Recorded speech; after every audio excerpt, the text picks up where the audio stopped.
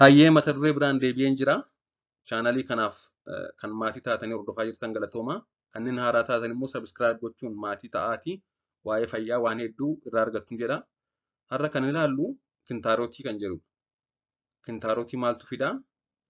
Mallattoon isaa maali? Akkasumas furmaanni isaa maali kan jedhudha. Keessumaa furmaata isaa irratti qabxii hedduun kaasa. Mee akka namaan gadiitti waliin haa ilaallu. Kintaarotiin maadha jennee yoo ilaalle, kintaarotiin rakkoo fayyaa sababa ujummooleen dhiigaa kan naannoo bobbaan ba'u kan naannoo gudduu yookaan rektam keessatti argaman dhiita'aniif madaa'an kan dhufudha jechuudha. Mee kintaarotii maaltu nutti fida jennee yoo ilaalle, kintaarotii kan nutti fidu wanta tokko qofa osoo hin ta'in wantoota adda addaadha. Isaan keessaa kan jalqabaa gogiinsa garaa qabaachuudha. Bobbaa yookaan boolii goge baasuuf yogguu nam tokko ittanu iddoonni dhiigaa naannoo kanatti argaman gad dhiibamuun dhiita'uu fi madaa'uu danda'u jechuudha. Kan lammataa umuriin dabaluudha. Kintaarotiin yeroo baay'ee nama umuriin dabale irrattidha kan inni yeroo hedduu mul'atu. Umuriin akkuma dabalu maashaaleen silaa iddoota dhiigaa naannoo kanatti argaman jabeessanii qaban hanqachaa yookaan dulloomaa deemu. Kun ammoo iddoonni dhiigaa naannoo kanatti argaman bobbaa ba'uuf yookaan bobbaa ba'uuf yeroo dhiiban salphumatti gad dhiibamanii akka dhiita'aniif madaa'an waan ta'aniifidha. Sababa maashaaleen naannoo kana dulloomaniif. Kan biroon furdina garmalee yookaan obesitiidha. Dhiibbaa garaa keessatti dabalu iddoonni dhiigaa naannoo kanatti argaman gara alaatti akka ba'an ta'uu danda'u. Sababa furdina garmaleef. Akkasumas yeroo ulfaadha. Haaluma furdinni garmalee dabalu hemorooid yookaan kintaarotii fiduu fi yeroon ulfaallee akkasuma garaan yookaan gadameessi waan guddatuuf ujummoolee dhiigaa naannoo kanatti argaman gad dhiibuudhaan yeroo ulfaa yeroo hedduu ni mul'ata jechuudha. Yookaan kanaan dura jira taanaan ni dabala. Hemorooid yookaan kintaarotii kan jennu. Garbiraan dhibee tiruu waliin wal qabatanidha.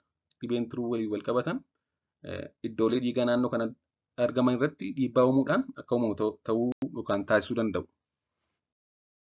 Mallattoolee dhibee kintaarotii immoo yoo ilaalle kan jalqabaa dhiiga karaa bobbaa ba'u qabaachuudha. Dhiigni karaa bobbaa ba'u kun kan dhukkubbii hin qabnedha. Painless bleeding jedhama. Nun dhukkubu yeroo dhiigu. Kanaaf akka tasaa agarra jechuudha bobbaa keenya keessatti yookaan sooftii yookaan waraqaa bobbaaf itti fayyadamne irratti.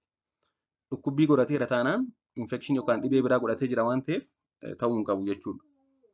Qabxiin sadaffaan dhiita uumuudha yookaan dhiita'uu. Dhiitni kun yeroo namni bobbaaf gad taa'u, yeroo namni bobbaa baasuuf dhiibu gadi ba'a. Gadi ba'ee immoo booda ofii deebi'a yookaan namatu yookaan abbaa sanatu harkaan deebifata yookaan immoo gonkumaa deebi'uu dhiisuu danda'a. Inni gad biraan miirri nama nyaatu kan hooksisu naannoo sanatti namatti dhaga'amudha. Mee amma immoo gara furmaataatti haa deebinu. Falli maali yookaan furmaanni isaa maali kan jedhuu fi sadarkaa isaa irratti hundaa'a. Dhibeen kun sadarkaa olaanaa irra hin geenye taanaan kan reefuun irratti mul'ataa jiru yoo ta'e manumatti ofii keenya maal gochuu qabna? Kan jalqabaa bishaan ho'aadhaan naannoo sana dhiqachuu yookaan immoo cabbii huccuu haphii fi qulqulluu ta'een maruun jabeessanii naannoo sanatti daqiiqaa muraasaaf qabanii turuu. Garbiraan naannoo sana haxaa'achuuf kan qulqulleeffachuuf bobbaa booda waraqaa lallaafaa yookaan bishaan fayyadamuu. Jirbii cuunfaa luumiitiin jiisnee daqiiqaa muraasaaf irratti qabuu. Akkasumas yeroo bobbaa baanu haala itti salphaatti bobbaa baasu mijeeffannee taa'uu. Bobbaa dhiibnee yoo baasnee wanti kun gad ba'a waan ta'eef salphaatti akka bobbaan ba'u akka dhiibnee hin baasne akka ta'utti taa'uudha jechuudha. Keessumaa gara soorataa yookaan nyaataatti yoo deebine nyaata faayiberiidhaan badhaadhan nyaachuu yookaan soorachuu kanneen akka raafuu, dinnicha, qamadii, garbuu, talbaa, baaqelaa yookaan atara, avokaadoo, muuzii kan kana fakkaatan jechuudha. Nyaata faayiberii gahaa qaban. Garbiraan bishaan gahaa dhuguu fi booliin ba'uu yoo rakkise yookaan gogiinsi garaa jiraannaa stool softeners kan jedhaman fayyadamuu.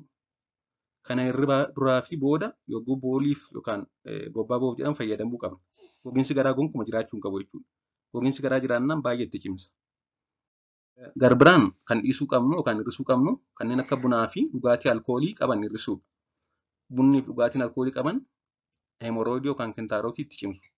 Kana malees nyaata barbareen itti baay'ate hir'isuu, ispaayisii daayet kan jedhaman hir'isuu. Akkasumas nyaata faayiberii hin qabne kanneen akka foonii fi bu'aawwan aannanii itittuufaa kan kana fakkaatan dhiisuu. Nyaata faayiberii hedduu hin qabne kan akka foonii fi bu'aa aannanii fi itittuu. Haala armaan oliin yoo isin dhiisuu dide mana yaalaa deemuun yaala baqaqsanii yaaluudhaan furmaata argachuun ni danda'ama. Waan dhaggeeffattaniif hedduu galatoomaa. Turtii gaarii.